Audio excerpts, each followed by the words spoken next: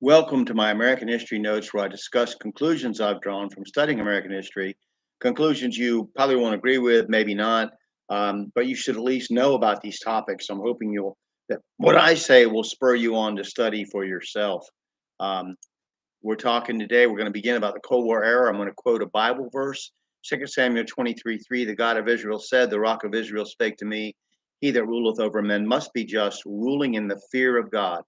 Our 33rd president, Harry S. Truman, served from 1945 to 1953 and was the first president to take office in the midst of a war.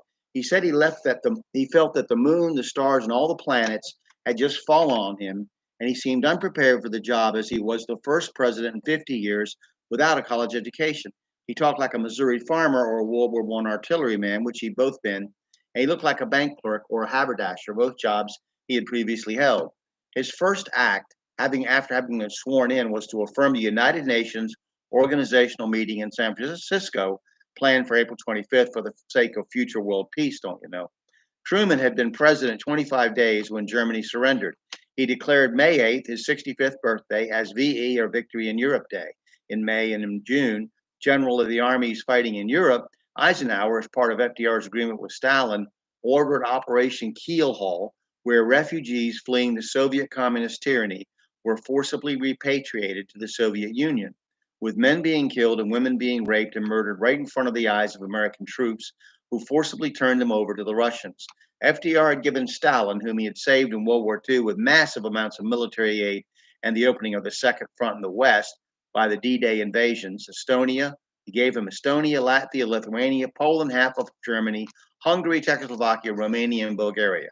Christians like Pastor Richard Wurmbrand, late founder of the Voice of the Martyrs, located at the persecution.com on the internet, were imprisoned and tortured.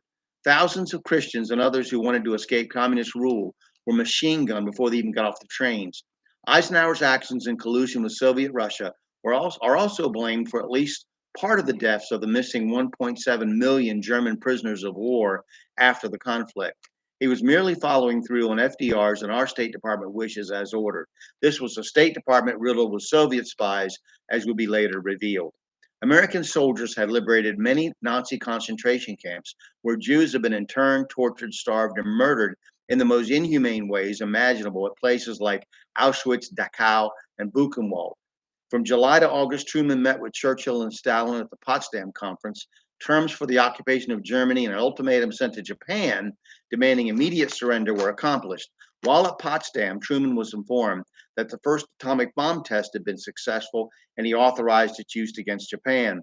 Military leaders like Admiral William Leahy and General Eisenhower later claimed that they'd been against the use of the atom bomb because Japan was already defeated and looking for a way to surrender without total humiliation. The argument for its use have included one that would have cost 1 million lives to take the home islands.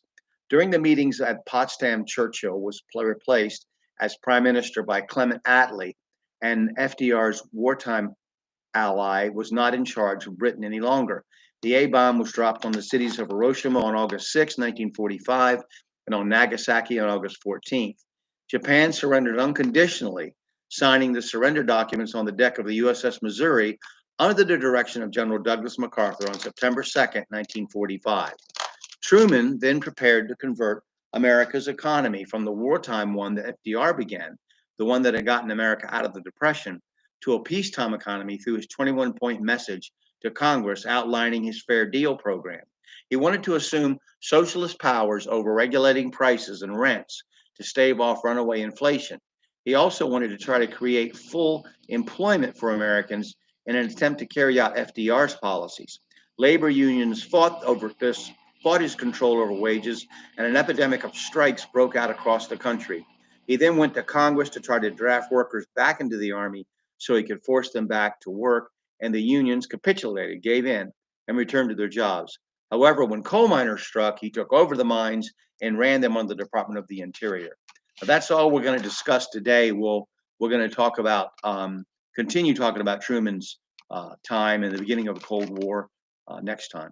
Thank you very much, and I hope you'll study American history and come to your own conclusions. Thank you. Sorry about the cat, but he lives here.